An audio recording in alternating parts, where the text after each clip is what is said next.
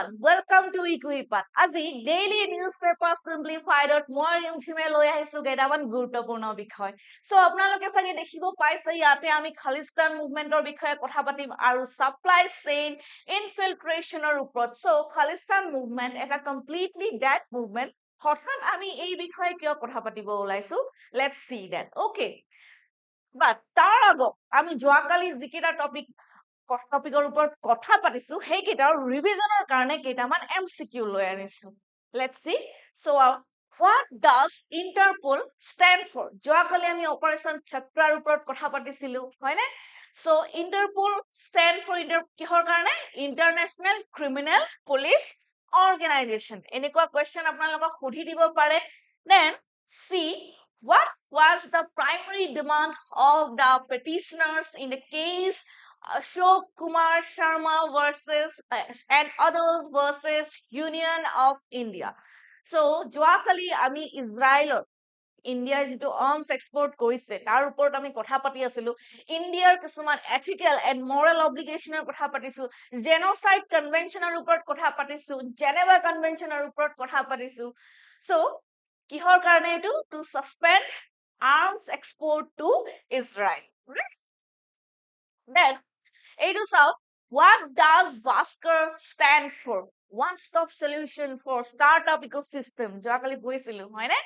So Bharat Startup Knowledge Access Registry. So option will be 1.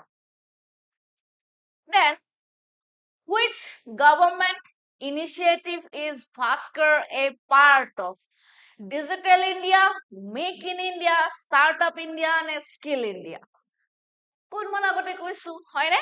Startup India. এটা startup ecosystemৰ কাৰণে এইটো কৰা হৈছে এটা one stop solution হিচাপে যত innovators, then manufacturers, investors গোটেইবোৰ একেলগে কমিউনিকেট কৰিব পাৰিব ইয়াত থাকিব। সো এইটো চাওক, the Khalistan মুভমেন্টৰ ওপৰত আমি কিয় কথা পাতিব ওলাইছো হঠাতে। আৰু এইটো চাওক, আজি এইটো যোৱাকালি ট্ৰিবিউনত আহিছিলে, Khalistani সেপাৰেটিষ্ট পন্নন files lawsuit against Indian government, NSA, Dovel, আৰু এইটো ইণ্ডিয়ান এক্সপ্ৰেছতো আছে। So before going to depth of this article, কেইটামান ইম্পৰ্টেন্ট কথা আমি ইয়াতে পাতি লম। So Khalistan movement এইটোৰ পৰা আমাৰ কেনেকুৱা সম্ভাৱ্য question প্ৰিলিমছত হ'ব পাৰে বা মেইনছত আমি কি চাম আমি সেইটো চাম। Okay. So Anandapur Sahib Resolution, India's independence movement, partition, then Maharaja Ranjit Singh, Operation Blue Star, Nankara Sahib, or for mains, what is the Khalistan issue? আমি দেখি থাকো সঘনাই যে we want Khalistan, Khalistan Jindabad, এখন greater autonomy লাগে for Punjab, for Sikh, right? Punjabi speaking মানুহখিনিৰ কাৰণে। So এই যে মুভমেন্টটো তাৰ roots ক'ত, origin ক'ত হল, কিয় লাগে, এতিয়া কেনেকুৱা ষ্টেটাছত আছে, গ্লোবালি কি ষ্টেটাছ, এইবোৰ আমি আজি ডিসকাস কৰিম because these are very very important for prelims and mains. Okay. আৰু আহিবলগীয়া আপোনালোকৰ ইন্টাৰভিউটো ইয়াৰ ওপৰত কোৱেশ্চন হ'ব পাৰে। সো গুৰপাল সিং পাণ্ডু ফটোখন দেখিছে, এটা অৰ্গেনাইজেচন আছে 6 for Justice, 6 for Justice। এইটো এটা US based অৰ্গেনাইজেচন হয়। সো তেওঁলোকে কি বিচাৰে যে পঞ্জাবখন for Punjabi speaking man, okay, যিখিনি আমাৰ শিখ মানুহ আছে তেওঁলোকক এখন ইন্ডিপেন্ডেন্ট ষ্টেট লাগে। Okay, ইন্ডিপেন্ডেন্স লাগে তেওঁলোকক। Okay, greater autonomy. So এও আছে US ত, তেওঁ এটৰ্নি হয়। Okay, a Khalistani separatist leader. So আমি বেসিক্যালি জানো যে এই মুভমেন্টটো যেটো প্ৰো খালিস্তান মুভমেন্ট আছে ইন্ডিয়াত ইমান এটা এক্টিভ নহয়, বাট গ্লোবালি বহুত বেছি এক্টিভ হয়। আপোনালোকে কানাডা চাওক, জাৰ্মানী চাওক, US চাওক, it's like a breeding ground for pro Khalistani movement. Okay, so এনেকুৱা প্ৰটেষ্ট হৈ থাকে খুব বেছি তাৰ ওপৰত। Okay, so he has filed a civil lawsuit in a US court against against the case file korise against government of India and our national security advisor Ajit Doval and Nikhil Gupta. Case file korise so for attempting to murder. Okay, let's see. The lawsuit alleges a plot by Indian official to assassinate Pannan on US soil. So, তেওঁক মাৰিবলৈ এটা conspiracy কৰা ya attempt কৰা বুলি পেলাই case file কৰিছে. Indian government আৰু আমাৰ NSA Doval. So, তেওঁৰ যিটো organization Six for Justice, they want greater autonomy for Punjab for a separate Khalistan, okay? So, তেওঁৰ যিবিলাক আপোনালোকে চাগে social media প্লেটফৰ্মত তেওঁৰ ভিডিঅ'জ পাতি দেখিছে খুব বেছি ৰেডিকেল বুলি মই ক'ব বিচাৰিম সেইটো and okay, the lawsuit comes just as before Indian Prime Minister Narendra Modi's visit to the US for Quad Leaders Summit. Okay, so Quad report ami kotha parim Quad to kiman important hoy ami hetu janu hoy ne and UN Summit for a future. এই lawsuit to Modi jir US visitor kedinman agot ahise. Okay, then origin of the Khalistan movements trace back to India's independence and the partition of Punjab along religious lines. But before that, we need to go back to history 1929.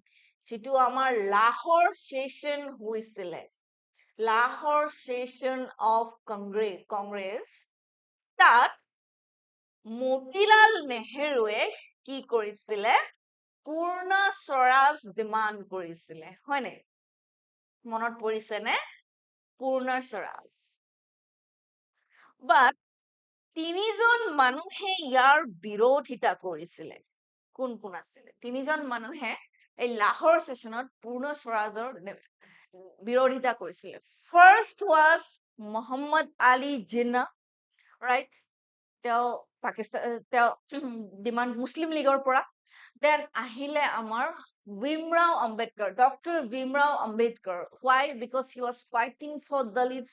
And the third is Tara Singh. Okay.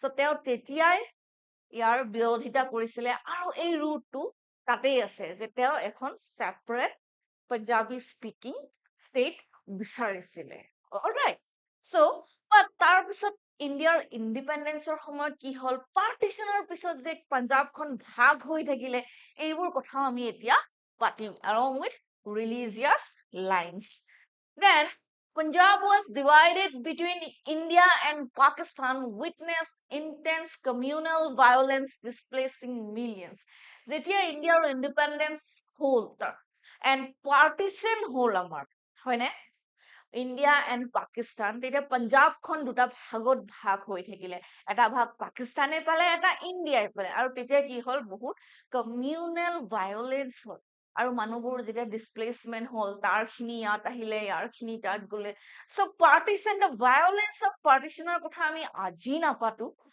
Right জানি থওঁ then Lahore an important Sikh sites like Nankana Sahib went to Pakistan. Okay, আমি কাৰ্টাপুৰ কৰিডৰৰ কথা পাতিছোৱে হয়নে so Lahore আৰু কেনেকুৱা হয় নানকানা সাহিব এইবোৰ বস্তু এইবোৰ জেগা পাকিস্তানে পায় অলৰাইট সো এতিয়া আহিলে আমাৰ পাঞ্জাবী সুবা মুভমেন্ট যেটো তেওঁলোকে কি কৰিলে এটা নিজৰ কাৰণে সেপাৰেট প্ৰভিন্স বিচাৰিলে ওকে separate province. So 1946 কি হল independence or সময়ত partition হল হয় নাই so partition যেতিয়া হলে পাঞ্জাব খন দুটা ভাগত ভাগি থাকে ভগালে হয় নাই এটা পাৰ্ট থাকিলে পাকিস্তানৰ লগত এটা ইণ্ডিয়াৰ লগত আমি অলৰেডি পঢ়িছো এই বিষয় then let's see 1966 কি হল so Punjab was reorganized তিনটা ভাগত আৰু কোন আছিলে তেতিয়া Indira Gandhi okay so for Sikh যিখিনি মানে শিখ মেজৰিটি আছিলে তাৰ কাৰণে কৰিলে পাঞ্জাব,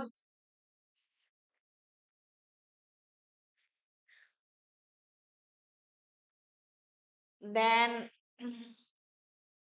আকৌ আহিলে যিখিনি হিন্দী স্পিকিং মেজৰিটি আছিলে তাৰ কাৰণে হাৰিয়ানা, আকৌ তাৰপিছত চাব আপোনালোকে চণ্ডীগড়খন এখন, অকে, সেইটো কি হ'ল যে এইটো এটা শ্বেয়াৰ্ড কেপিটেল হিচাপে বনাই দিলে for Punjab and Haryana, okay. আগতো ইনফেক্ট বিফৰ 1966 in 1953 also কি কৰিলে যেতিয়া ষ্টেট অৰ্গেনাইজেশ্যন কমিটি আহিছিলে ন তেওঁলোকে যিটো আকালি দলৰ ডিমাণ্ড আছিলে যে তেওঁলোকে একচুৱেলি অন লিংগুইষ্টিক বেচিছত এখন ছেপাৰেট প্ৰভিন্স বিচাৰিছিলে এণ্ড দ্যাট ৱাজ কি কৰিলে ৰিজেক্টেড বাই ষ্টেট ৰিঅৰ্গেনাইজেশ্যন কমিশ্যন, অকে। চ' এই যিটো ট্ৰাইফাৰ্কেশ্যন হ'ল, অকে অকে চৰি, আকৌ দেখিব আপোনালোকে হিমাচল প্ৰদেশটো আছে কিছুমান হিলি এৰিয়া, হিমাচল প্ৰদেশত হিলি পাৰ্টস বিলাক হিমাচল প্ৰদেশৰ লগত মাৰ্জ হৈ গ'ল, but this trifurcation didn't really solve the problem, okay, let's see। তাৰপিছত কি আহিলে আমাৰ Anandpur Sahib resolution, a document that wants separate constitution for Khalistan, okay।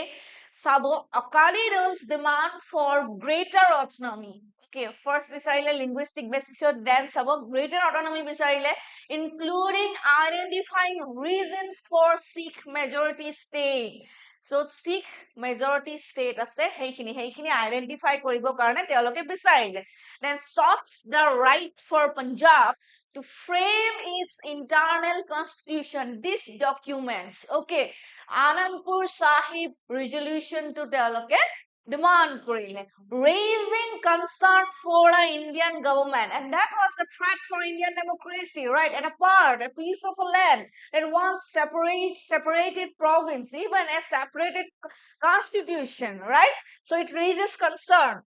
Then see this man, the rise of journal sale Vindrawale, okay, his ideology এতিয়াও বাহিৰৰ কিছুমান country, okay, য'ত শিখ ডায়াস্পৰা আছে এতিয়া তাত তেওঁৰ আইডিঅলজিটো খুব বেছি পপুলাৰ হয়, initially he was a scholar, then he became a militant,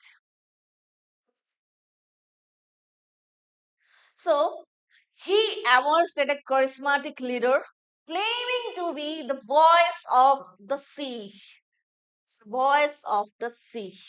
okay, so he was too radical, we have to say, কি কৰিছিলে আমি সেইবোৰ চাম এতিয়া, so he became as a dangerous cult figure, মই যে মই শিখবোৰক জাষ্টিস দিম তেনেকুৱা type, and he resorted to extremism, okay, তেওঁৰ radicalism টো ললে একদম যে then initially backed by Congress for political gains but grew uncontrolled by the 1980s, so 1980s লৈকে তেওঁ যিমানখিনি religious and sectarian violence engrossed হ'ল, ইভেন কংগ্ৰেছৰ কাৰণেও তেওঁক support কৰাটো অসম্ভৱ হৈ পৰিলে, so to escape arrest he took residence in Golden Temple তেওঁ লুকাই থাকিলে, okay।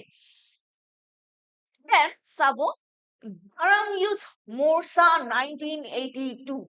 Okay, Vindrawale launched a civil disobedience movement with Akali Dal's support. Akali Dal, okay, support of civil disobedience movement, and start really demanded the implementation of Anandpur Sahib resolution, separate constitution ekhon lage, okay, and raised religious and sectarian violence. In fact, ki koile je to identify the Sikh majority areas or domains, he killed so many non-Sikh people.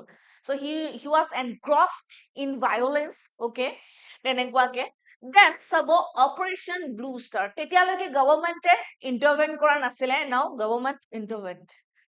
So the Indian army attacked Golden Temple to oust the Vindrawale and militants.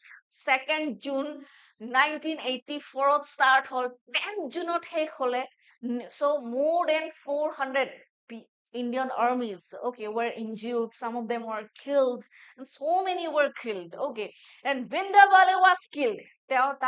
তেওঁক মাৰি পেলালে, and the operation caused deep resentment within the Sikh community. Sikh community মানুহৰ মাজত এটা resentment এটা আহিলে এতিয়া. Okay, then see aftermath of Operation Blue Star. তাৰ পিছত কি হ'ল? Okay, so Prime Minister Indira Gandhi, তেওঁৰ যিটো Sikh bodyguard আছিলে, they wanted revenge, and they assassinated Indira Gandhi.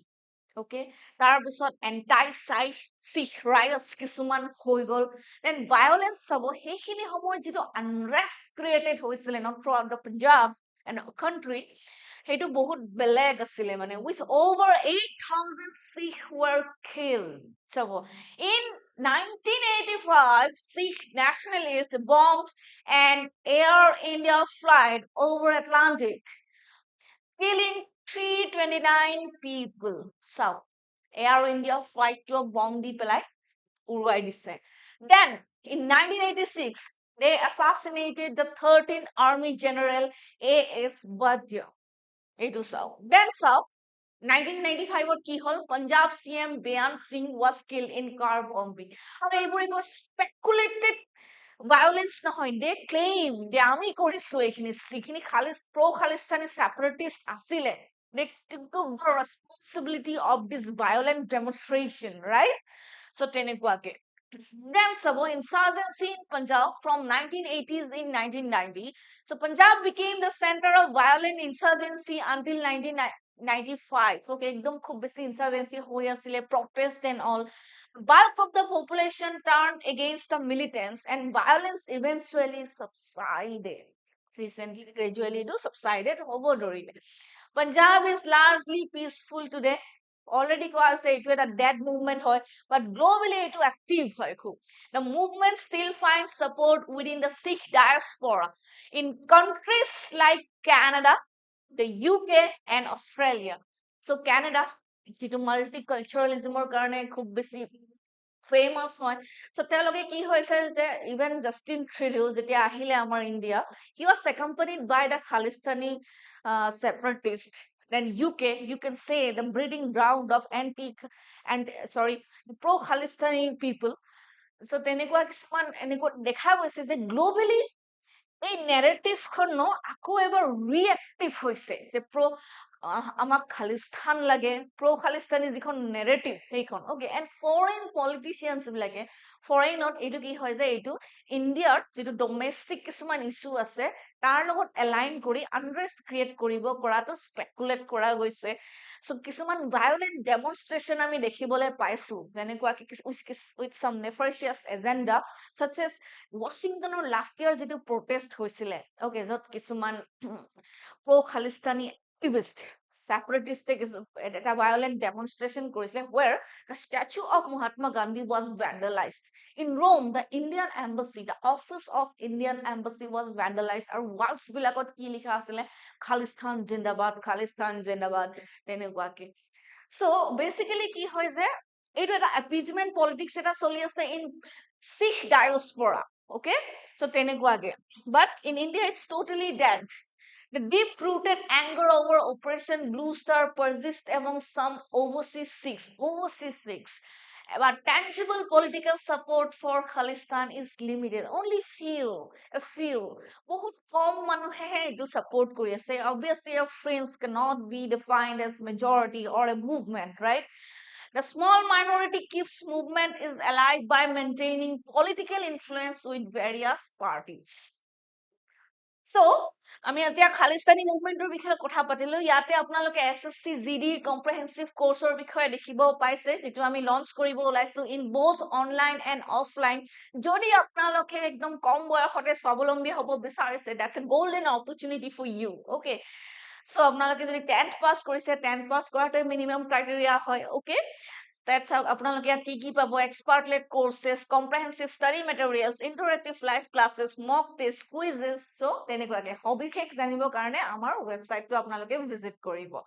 Then see, এতিয়া পঢ়িম আমি সাপ্লাই চেইন ইনফিল্ট্ৰেশ্যন ৰিসেন্টলি আমি যেটো পেজৰ এটেক হৈছে ইন লেবানন হেজবুল্লাহ মেম্বাৰ বিলাকৰ মাজত সেই বিষয়ে আমি পঢ়িছো দেখিছো সো তাত আমাৰ সাপ্লাই চেইন ইনফিল্ট্ৰেশ্যনৰ কনসেপ্টটো আহি গৈছে আৰু ইন্ডিয়া ইয়াৰ লগত কেনেকে কনসাৰ্ন হ'ব পাৰে আমাৰ কাৰণে এইটো কেনেকুৱা ট্ৰেক হ'ব পাৰে আমি এই বিষয়ে চাম so Hezbollah hits northern Israel with 140 rockets বুলি পেলাই এটা আজি আসাম ট্ৰিবিউনত আমাৰ আৰ্টিকেলো আহিছে তেওঁলোকৰ মাজত সঘনাই কিবা কিবি হৈ আছে বাট লেটস সি দ্যাট এই পেজৰ এটাকটোৰ বিষয়ে আমি পঢ়ো সো পেজৰ এটাকটো মই কোৱাৰ আগতে আপোনালোকক এই ডিভাইসটো দেখাই দিছো এটা পোৰ্টেবল কমিউনিকেশ্যন ডিভাইস হয় যেটো কি হয় portable device for receiving short messages via radio frequencies আগৰ দিনৰ এটো খুব বেছি ইউজ হৈছিলে once widely used in healthcare and emergency services etia mobile phone ohar pora etu komi gol so preferred by Hezbollah for secure and untraceable communication etu track koribo noaru untraceable hoy ei karone Hezbollah ki kore etu pager use kore kintu তেওঁলোকৰ লগত কি হল যে তেওঁলোকৰ লগত এটা ডাঙৰ scam হৈ গল ওকে লেটস সি দ্যাট